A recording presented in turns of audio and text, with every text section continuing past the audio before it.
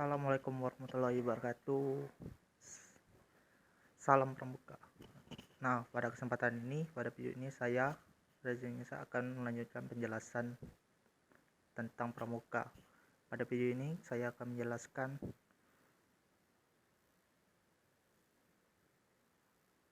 apa tujuan kepermukaan, apa fungsi kepermukaan, apa tugas pokok kepermukaan.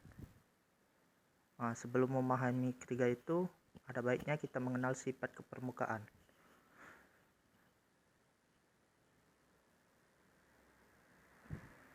Sifat dari kepermukaan berdasarkan resolusi konfirmasi kepanduan sedunia tahun 1924 di Copenhagen, Denmark. Maka kepanduan mempunyai 3 sifat atau ciri khas, yaitu nasional, yang berarti suatu organisasi yang menyelenggarakan kepanduan di suatu negara haruslah menyesuaikan pendidikan dengan keadaan, kebutuhan dan kepentingan masyarakat, bangsa dan negara. Internasional, yang berarti bahwa organisasi kepaduan di negara manapun di dunia harus membawa dan mengembangkan rasa persaudaraan dan persahabatan antar sesama pandu dan sesama manusia tanpa membedakan kepercayaan, agama, golongan, tingkat, suku, dan bangsa. Yang ketiga, universal, yang berarti bahwa kepanduan dapat digunakan di mana saja untuk mendidik anak-anak di bangsa apa saja, yang dalam pelaksanaan pendidikan selalu menggunakan prinsip dasar dan metode kepanduan. Nah, setelah mendengarkan sifatnya, sekarang kita masuk ke fungsi kepermukaan. Dengan landasan uraian di atas, maka kepermukaan mempunyai fungsi sebagai berikut. 1. Kegiatan menarik bagi anak atau pemuda. Kegiatan menarik di sini dimaksudkan kegiatan yang menyenangkan dan mengandung pendidikan. Karena itu pembina harus menyampaikan tujuan dan aturan permainan jika bukan kegiatan yang hanya bersifat hiburan saja. Karena itu lebih tepatnya kita sebut saja kegiatan menarik. Kedua, pengabdian bagi orang dewasa. Bagi orang dewasa, kepermukaan bukan lagi permainan, tetapi suatu tugas yang memerlukan keikhlasan, kerelaan, dan pengabdian.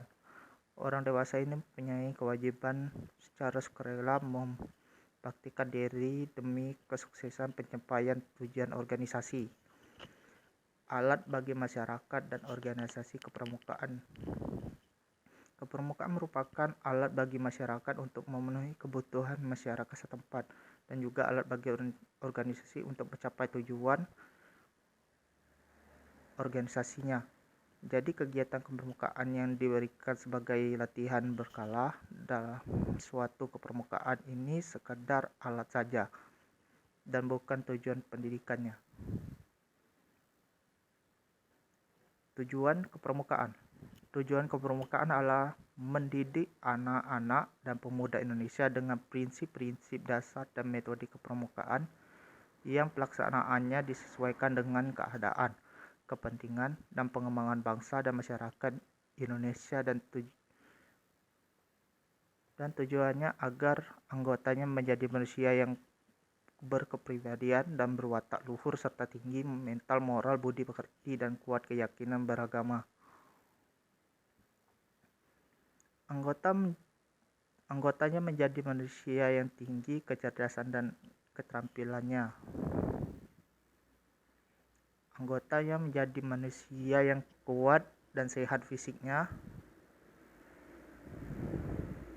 Anggotanya menjadi manusia yang menjadi warga negara Indonesia yang berjiwa Pancasila, setia dan patuh kepada Negara Kesatuan Republik Indonesia, sehingga menjadi anggota masyarakat yang baik dan berguna, yang sungguh dan mampu menyelenggarakan pembangunan bangsa negara.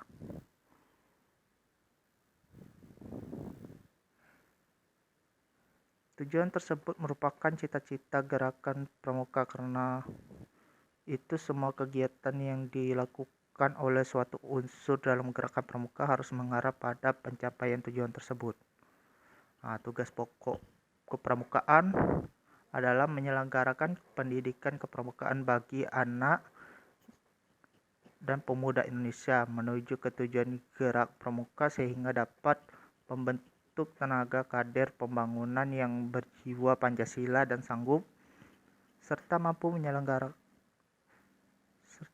menyelenggarakan pembangunan masyarakat bangsa dan negara, memperhatikan keadaan, kemampuan, kebutuhan, dan minat peserta didik.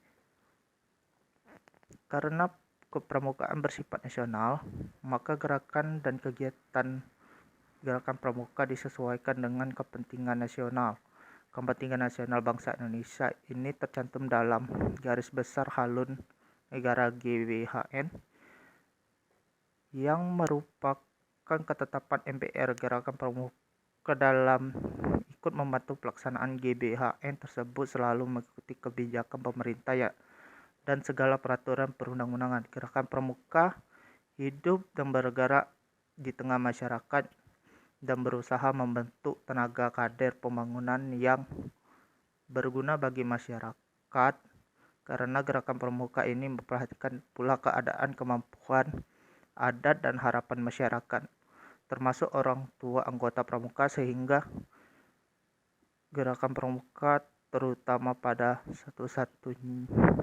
satu-satunya dapat menyiapkan tenaga pramuka sesuai dengan apa yang diharapkan orang tua, anggota, dan masyarakat di lingkungannya. Sekian penjelasan dari saya. Wassalamualaikum warahmatullahi wabarakatuh.